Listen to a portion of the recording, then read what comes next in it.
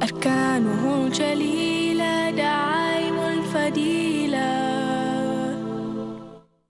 بسم اللہ الرحمن الرحیم، الحمد للہ رب العالمین والصلاة والسلام علی سید الانبیاء والمرسلین۔ اسلامی نظام زندگی اور اس کے بنیادی تصورات سید ابو الاعلیٰ مودودی رحمہ اللہ کے مضامین پر مشتمل یہ کتاب ہے۔ یہ کتاب مولانا کے مشورے سے ہی مرتب کی گئی تھی۔ اس کا مقصد یہ تھا کہ ایک عام آدمی اسلام کے متعلق جو بنیادی تصورات ہیں ان کو جان لے، اور اس طرح جان لے کہ ان تصورات کے اوپر اس کا دل بھی مطمئن ہو جائے اور ایمان بھی اس کا پختہ ہو۔ اس کتاب میں 11 مضامین ہیں جن کو ہم وقتاً فوقتاً آپ کے سامنے پیش کرتے رہیں گے۔ اسلامی نظام زندگی اور اس کے بنیادی تصورات۔ عقل کا فیصلہ۔ بڑے بڑے شہروں میں ہم دیکھتے ہیں کہ سینکڑوں کارخانے بجلی کی قوت سے چل رہے ہیں، ریلیں اور ٹرام گاڑیاں رواں دواں ہیں، شام کے وقت دفتن ہزاروں قمقمے روشن ہو جاتے ہیں، گرمی کے زمانہ میں گھر گھر پنکھے چلتے ہیں، مگر ان واقعات سے نہ تو ہمارے اندر حیرت و استعجاب کی کوئی کیفیت پیدا ہوتی ہے اور نہ ان چیزوں کے روشن یا متحرک ہونے کی علت میں کسی قسم کا اختلاف ہمارے درمیان واقع ہوتا ہے۔ یہ کیوں؟ اس لیے کہ ان قمقموں کا تعلق جس بجلی گھر سے ہے اس کا حال بھی ہم کو معلوم ہے۔ اس بجلی گھر میں جو لوگ کام کرتے ہیں ان کا وجود کا ہم کو علم ہے۔ ان کام کرنے والوں پر جو انجینئر نگرانی کر رہا ہے اس کو بھی ہم جانتے ہیں۔ ہم کو یہ بھی معلوم ہے کہ وہ انجینئر بجلی بنانے کے کام سے واقف ہے، اس کے پاس بہت سی قلعے ہیں اور ان قلعوں کو حرکت دے کر وہ اس قوت کو پیدا کر رہا ہے جس کے جلوے ہم کو قمقموں کی روشنی، پنکھوں کی گردش، ریلوں اور ٹرام گاڑیوں کی سیر، چکیوں اور کارخانوں کی حرکت میں نظر آتے ہیں۔ بس بجلی کے آثار کو دیکھ کر اس کے اسباب کے متعلق ہمارے درمیان اختلاف رائے واقع نہ ہونے کی وجہ صرف یہ ہے کہ ان اسباب کا پورا سلسلہ ہمارے محسوسات میں داخل ہے اور ہم اس کا مشاہدہ کر چکے ہیں۔ فرض کیجئے کہ یہی قمقمے روشن ہوتے، اسی طرح پنکھے گردش کرتے، یوں ہی ریلیں اور ٹرام گاڑیاں چلتیں، چکیاں اور مشینیں حرکت کرتیں، مگر وہ تار جن سے بجلی ان میں پہنچتی ہے ہماری نظروں سے پوشیدہ ہوتے، بجلی گھر بھی ہمارے محسوسات کے دائرے سے خارج ہوتا، بجلی گھر میں کام کرنے والوں کا بھی ہم کو کچھ علم نہ ہوتا اور یہ بھی معلوم نہ ہوتا کہ اس کارخانے کا کوئی انجینئر ہے جو اپنے علم اور اپنی قدرت سے اس کو چلا رہا ہے۔ کیا اس وقت بھی بجلی کے ان آثار کو دیکھ کر ہمارے دل ایسے ہی مطمئن ہوتے؟ کیا اس وقت بھی ہم اسی طرح ان مظاہر کی علتوں میں اختلاف نہ کرتے؟ ظاہر ہے کہ آپ اس کا جواب نفی میں دیں گے۔ کیوں؟ اس لیے کہ جب آثار کے اسباب پوشیدہ ہوں اور مظاہر کی علتیں غیر معلوم ہوں تو دلوں میں حیرت کے ساتھ بے اطمینانی کا پیدا ہونا، دماغوں کا اس راز سربستہ کی جستجو میں لگ جانا اور اس راز کے متعلق قیاسات و آراء کا مختلف ہونا ایک فطری بات ہے۔ اب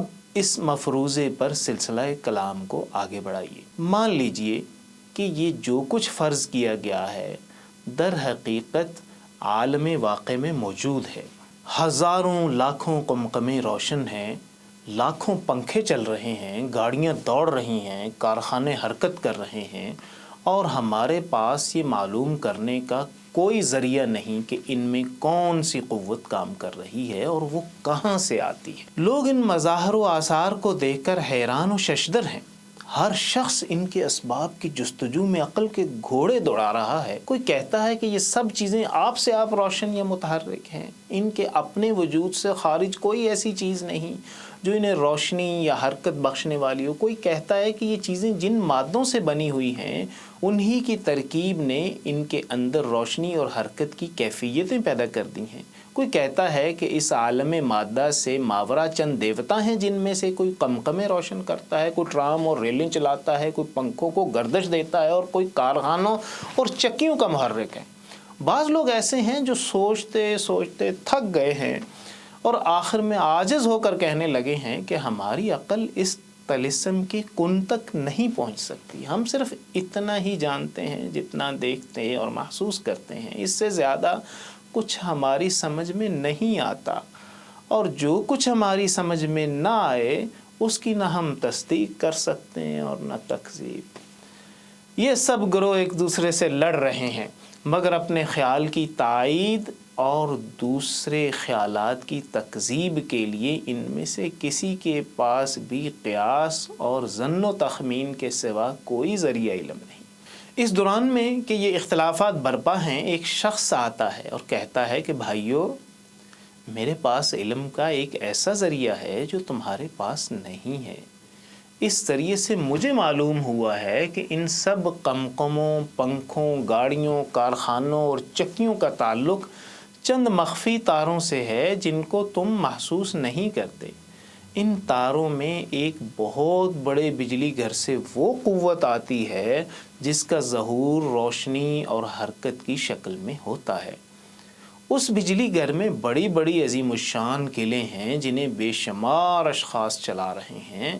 یہ سب اشخاص ایک بڑے انجینئر کے تابع ہیں، اور وہی انجینئر ہے جس کے علم اور قدرت نے اس پورے نظام کو قائم کیا ہے۔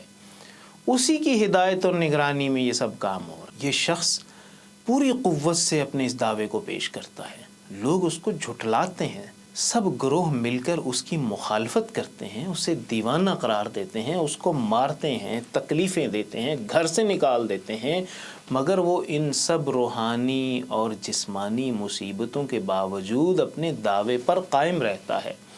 کسی خوف یا لالچ سے اپنے قول میں ذرہ برابر ترمیم نہیں کرتا، کسی مصیبت سے اس کے دعوے میں کمزوری نہیں آتی۔ اس کی ہر بات سے ظاہر ہوتا ہے کہ اس کو اپنے قول کی صداقت پر کامل یقین ہے۔ اس کے بعد ایک دوسرا شخص آتا ہے، وہ بھی بجنسی ہی یہی قول اسی دعوے کے ساتھ پیش کرتا ہے، پھر تیسرا، پھر چوتھا، پانچواں آتا ہے اور وہی بات کہتا ہے جو اس کے پیش روؤں نے کہی تھی۔ اس کے بعد آنے والوں کا ایک تانتا بن جاتا ہے، یہاں تک کہ ان کی تعداد سینکڑوں اور ہزاروں سے متجاوز ہو جاتی ہے، اور یہ سب اسی ایک قول کو اسی ایک دعوے کے ساتھ پیش کرتے ہیں۔ زمان و مکان اور حالات کے اختلاف کے باوجود ان کے قول میں کوئی اختلاف نہیں۔ سب کہتے ہیں کہ ہمارے پاس علم کا ایک ایسا ذریعہ ہے جو عام لوگوں کے پاس نہیں ہے۔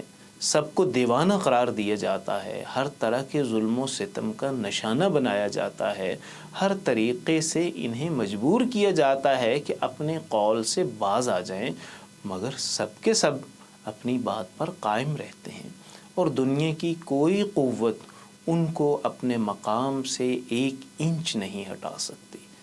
اس عزم و استقامت کے ساتھ ان لوگوں کی نمایاں خصوصیات یہ ہیں کہ ان میں سے کوئی جھوٹا، چور، خائن، بدکار، ظالم اور حرام خور نہیں ہے۔ ان کے دشمنوں اور مخالفوں کو بھی اس کا اعتراف ہے۔ ان سب کے اخلاق پاکیزہ ہیں، سیرتیں انتہا درجے کی نیک ہیں، اور حسن خلق میں یہ اپنے دوسرے ابنائے نو سے ممتاز ہیں۔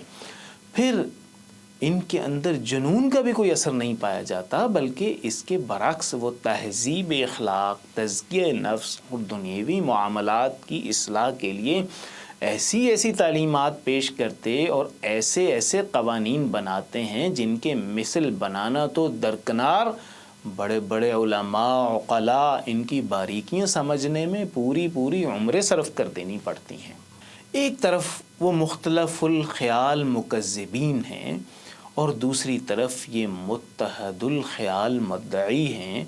دونوں کا معاملہ عقل سلیم کی عدالت میں پیش ہوتا ہے۔ جج کی حیثیت سے عقل کا فرض ہے کہ پہلے اپنی پوزیشن کو خوب سمجھ لے، پھر فریقین کی پوزیشن کو سمجھے، اور دونوں کا موازنہ کرنے کے بعد فیصلہ کرے کس کی بات قابل ترجیح ہے۔ جج کی اپنی پوزیشن یہ ہے کہ خود اس کے پاس امر واقعہ کو معلوم کرنے کا کوئی ذریعہ نہیں، وہ خود حقیقت کا علم نہیں رکھتا، اس کے سامنے صرف فریقین کے بیانات، ان کے دلائل، ان کے ذاتی حالات اور خارجی آثار و قرائن ہیں، انہی پر تحقیق کی نظر ڈال کر اسے فیصلہ کرنا ہے۔ کس کا برحق ہونا اغلب ہے، مگر اغلبیت سے بڑھ کر بھی وہ کوئی حکم نہیں لگا سکتا، کیونکہ مسل پر جو کچھ مواد ہے اس کی بنا پر یہ کہنا اس کے لیے مشکل ہے کہ امر واقعی کیا ہے۔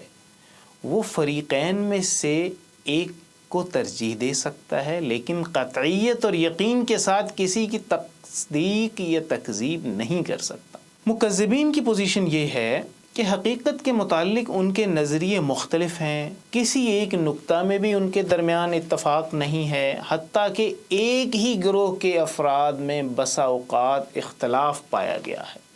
وہ خود اقرار کرتے ہیں کہ ان کے پاس علم کا کوئی ایسا ذریعہ نہیں جو دوسروں کے پاس نہ ہو۔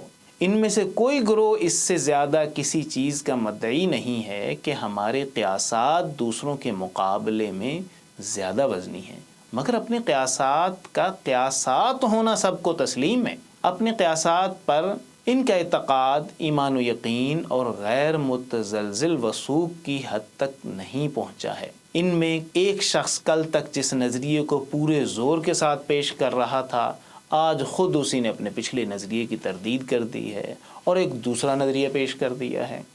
عمر، عقل، علم اور تجربے کی ترقی کے ساتھ ساتھ اکثر ان کے نظریات بدلتے رہتے۔ مدعیوں کی تکذیب کے لیے ان کے پاس بجز اس کے اور کوئی دلیل نہیں ہے کہ انہوں نے اپنی صداقت کا کوئی یقینی ثبوت پیش نہیں کیا۔ انہوں نے وہ مخفی تار ہم کو نہیں دکھائے جن کے متعلق وہ کہتے ہیں کہ قمقموں اور پنکھوں وغیرہ کا تعلق انہی سے ہے۔ نہ انہوں نے بجلی کا وجود تجربہ اور مشاہدہ سے ثابت کیا، نہ بجلی گھر کی ہمیں سیر کرائی، نہ اس کی قلعوں اور مشینوں کا معائنہ کرایا، نہ اس کے کارندوں سے کسی سے ہماری ملاقات کرائی، نہ کبھی انجینئر سے ہم کو ملایا۔ پھر ہم یہ کیسے مان لیں کہ یہ سب کچھ حقائق ہیں؟ مدعیوں کی پوزیشن، وہ سب آپس میں متفق القول ہیں۔ دعوے کے جتنے بنیادی نکات ہیں ان سب میں ان کے درمیان کامل اتفاق ہے۔ ان سب کا متفقہ دعویٰ یہ ہے کہ ہمارے پاس علم کا ایک ایسا ذریعہ ہے جو عام لوگوں کے پاس نہیں ہے۔ ان میں سے کسی نے یہ نہیں کہا کہ ہم اپنے قیاس یا گمان کی بنا پر ایسا کہتے ہیں، بلکہ سب نے بالاتفاق کہا ہے کہ انجینئر سے ہمارے خاص تعلقات ہیں، اس کے کارندے ہمارے پاس آتے ہیں، اس نے اپنے کارخانے کی سیر بھی ہم کو کرائی ہے، اور ہم جو کچھ کہتے ہیں علم و یقین کی بنا پر کہتے ہیں، ظن و تخمین کی بنا پر نہیں کہتے۔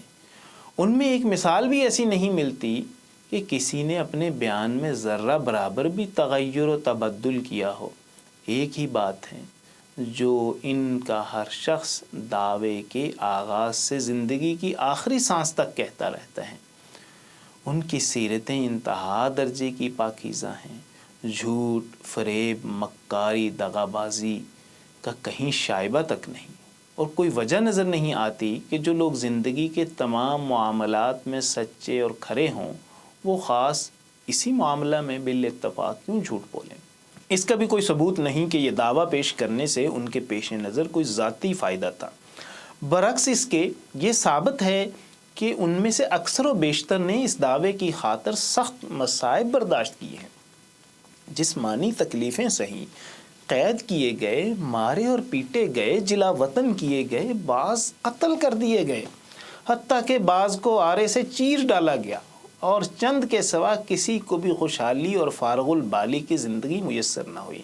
لہٰذا کسی ذاتی غرض کا الزام ان پر نہیں لگایا جا سکتا، بلکہ ان کا ایسے حالات میں اپنے دعوے پر قائم رہنا یہ ظاہر کرتا ہے کہ ان کو اپنی صداقت پر انتہا درجے کا یقین تھا، ایسا یقین کہ اپنی جان بچانے کے لیے بھی ان میں سے کوئی اپنے دعوے سے باز نہ آیا۔ ان کے متعلق مجنون یا فاتر العقل ہونے کا بھی کوئی ثبوت نہیں۔ زندگی کے تمام معاملات میں وہ سب کے سب غائب درجہ کے دانش مند اور سلیم العقل پائے گئے ہیں۔ ان کے مخالفین نے بھی اکثر ان کی دانش مندی کا لوہا مانا ہے۔ پھر یہ کیسے باور کیا جا سکتا ہے کہ ان سب کو اسی خاص معاملے کا لوہا ماننا ہے؟ پھر یہ کیسے باور کیا جا سکتا ہے کہ ان سب کو اسی خاص معاملہ میں جنون لاحق ہو گیا ہے، اور وہ معاملہ بھی کیسا جو ان کے لیے زندگی اور موت کا سوال بن گیا ہو، جس کے لیے انہوں نے دنیا بھر کا مقابلہ کیا ہو، جس کی خاطر وہ سالہ سال دنیا سے لڑتے رہے ہوں، جو ان کی ساری عاقلانہ تعلیمات، جن کے عاقلانہ ہونے کا بہت سے مکذبین کو بھی اعتراف ہے۔ انہوں نے خود بھی یہ نہیں کہا کہ ہم انجینئر یا اس کے کارندوں سے تمہاری ملاقات کرا سکتے ہیں یا اس کا مخفی کارخانہ تمہیں دکھا سکتے ہیں یا تجربہ اور مشاہدے سے اپنے دعوے کو ثابت کر سکتے۔ وہ خود ان تمام امور کو غیب سے تعبیر کرتے ہیں۔ وہ کہتے ہیں کہ تم ہم پر اعتماد کرو، جو کچھ ہم بتاتے ہیں اسے مان لو۔ فریقین کی پوزیشن اور ان کے بیانات پر غور کرنے کے بعد اب عقل کی عدالت اپنا فیصلہ صادر کرتی ہے۔ وہ کہتے ہیں کہ چند مظاہر و آثار کو دیکھ کر ان کے باطنی اسباب و علل کی جستجو دونوں فریقوں نے کی ہے اور ہر ایک نے اپنے اپنے نظریات پیش کیے ہیں۔ بادی النظر میں سب کے نظریات اس لحاظ سے یکساں ہیں کہ اولاً ان میں سے کسی میں استحالہ عقلی نہیں ہے۔ یقیناً قوانین عقلی کے لحاظ سے کسی نظریے کے متعلق نہیں کہا جا سکتا کہ اس کا صحیح ہونا غیر ممکن ہے۔ ثانیاً ان میں سے کسی کی صحت تجربے یا مشاہدے سے ثابت نہیں کی جا سکتی۔ نہ فریق اول میں سے کوئی گروہ اپنے نظریات کا ایسا سائنٹیفک ثبوت دے سکتا ہے جو ہر شخص کو یقین کرنے پر مجبور کرے، اور نہ فریق ثانی اس پر قادر یا اس کا مدعی ہے۔ لیکن مزید غور و تحقیق کے بعد چند امور ایسے نظر آتے ہیں جن کی بنا پر تمام نظریات میں سے فریق ثانی کا نظریہ قابل ترجیح قرار پاتا ہے۔ اولاً کسی دوسرے نظریے کی تائید اتنے کثیر التعداد عاقل، پاک سیرت، صادق العقول آدمیوں نے متفق ہو کر اتنی قوت اور اتنے یقین و ایمان کے ساتھ نہیں کی ہے۔ ثانیاً ایسے پاکیزہ کریکٹر اور اتنے کثیر التعداد لوگوں کا مختلف زمانوں اور مختلف مقامات میں اس دعوے پر متفق ہو جانا کہ ان سب کے پاس ایک غیر معمولی ذریعہ علم ہے اور ان سب نے اس ذریعے سے خارجی مظاہر کے باطنی اسباب کو معلوم کیا ہے، ہم کو اس دعوے کی تصدیق پر مائل کر دیتا ہے، خصوصاً اس وجہ سے کہ اپنی معلومات کے متعلق ان کے بیانات میں کوئی اختلاف نہیں ہے۔ جو معلومات انہوں نے بیان کی ہیں ان میں کوئی استحالہ عقلی بھی نہیں ہے، اور نہ یہ بات قوانین عقل کی بنا پر محال قرار دی جا سکتی ہے کہ بعض انسانوں میں کچھ ایسی غیر معمولی قوتیں ہوں جو عام طور پر دوسرے انسانوں میں نہ پائی جاتی ہوں۔ ثالثاً خارجی مظاہر کی حالت پر غور کرنے سے اغلب یہی معلوم ہوتا ہے کہ فریق ثانی کا نظریہ صحیح ہو، اس لیے کہ قمقمے، پنکھے، گاڑیاں، کارخانے وغیرہ نہ تو آپ سے آپ روشن اور متحرک ہیں، کیونکہ اگر ایسا ہوتا تو ان کا روشن اور متحرک ہونا ان کے اپنے اختیار میں ہوتا، حالانکہ ایسا نہیں ہے۔ نہ ان کی روشنی و حرکت ان کے مادہ جسمی کی ترکیب کا نتیجہ ہے، کیونکہ جب وہ متحرک اور روشن نہیں ہوتے اس وقت بھی یہی ترکیب جسمی موجود رہتی ہے۔ نہ ان کا الگ الگ قوتوں کے زیر اثر ہونا صحیح معلوم ہوتا ہے، کیونکہ بسا اوقات جب قمقموں میں روشنی نہیں ہوتی تو پنکھے بھی بند ہوتے ہیں، ٹرام کاریں بھی موقوف ہو جاتی ہیں اور کارخانے بھی نہیں چلتے۔ لہٰذا خارجی مظاہر کی توجیہ میں فریق اول کی طرف سے جتنے نظریات پیش کیے گئے ہیں وہ سب بعید از عقل و قیاس ہیں۔ زیادہ صحیح یہی بات معلوم ہوتی ہے کہ ان تمام مظاہر میں کوئی ایک قوت کار فرما ہو اور اس کا سر رشتہ کسی ایسے حکیم و توانا کے ہاتھ میں ہو جو ایک مقررہ نظام کے تحت اس قوت کو مختلف مظاہر میں صرف کر رہا ہوں۔ باقی رہا مشککین کا یہ قول کہ یہ بات ہماری سمجھ میں نہیں آتی، اور جو بات ہماری سمجھ میں نہ آئے اس کی تصدیق یا تکذیب ہم نہیں کر سکتے، تو حاکم عقل اس کو بھی درست نہیں سمجھتا، کیونکہ کسی بات کا واقع ہونا اس کا محتاج نہیں ہے کہ وہ سننے والوں کی سمجھ میں بھی آ جائے۔ اس کے وقوع کو تسلیم کرنے کے لیے معتبر اور متواتر شہادت کافی ہے۔ اگر ہم سے چند معتبر آدمی آ کر کہیں کہ ہم نے زمین مغرب میں آدمیوں کو لوہے کی گاڑیوں میں بیٹھ کر ہوا پر اڑتے دیکھا ہے اور ہم اپنے کانوں سے لندن میں بیٹھ کر امریکہ کا گانا سنائے ہیں، تو ہم صرف یہ دیکھیں گے کہ یہ لوگ جھوٹے اور مسخرے تو نہیں ہیں۔ ایسا بیان کرنے میں ان کی ذاتی غرض تو نہیں ہے، ان کے دماغ میں کوئی فطور تو نہیں ہے۔ اگر ثابت ہو گیا کہ وہ نہ جھوٹے ہیں، نہ مسخرے، نہ دیوانے، نہ ان کا کوئی مفاد اس روایت سے وابستہ ہے، اور اگر ہم نے دیکھا کہ اس کو بلا اختلاف بہت سے سچے اور عقل مند لوگ پوری سنجیدگی کے ساتھ بیان کر رہے ہیں تو ہم یقیناً اس کو تسلیم کر لیں گے۔ خواہ لوہے کی گاڑیوں کا ہوا میں اڑنا اور کسی محسوس واسطہ کے بغیر ایک جگہ کا گانا کئی ہزار میل کے فاصلے پر سنائی دینا کسی طرح ہماری سمجھ میں نہ آتا ہو، یہ اس معاملہ میں عقل کا فیصلہ ہے، مگر تصدیق و یقین کی کیفیت جس کا نام ایمان ہے اس سے پیدا نہیں ہوتی۔ اس کے لیے وجدان کی ضرورت ہے، اس کے لیے دل کے ٹھک جانے کی ضرورت ہے، اس کے لیے ضرورت ہے کہ اندر سے ایک آواز آئے جو تکذیب، شک اور تذبذب کی تمام کیفیتوں کا خاتمہ کر دے اور صاف کہہ دے کہ لوگوں کی قیاس آرائیاں باطل ہیں۔ سچ وہی جو سچے لوگوں نے قیاس سے نہیں بلکہ علم و بصیرت سے بیان کیا ہے۔ أركانه الجليلة دعائم الفضيلة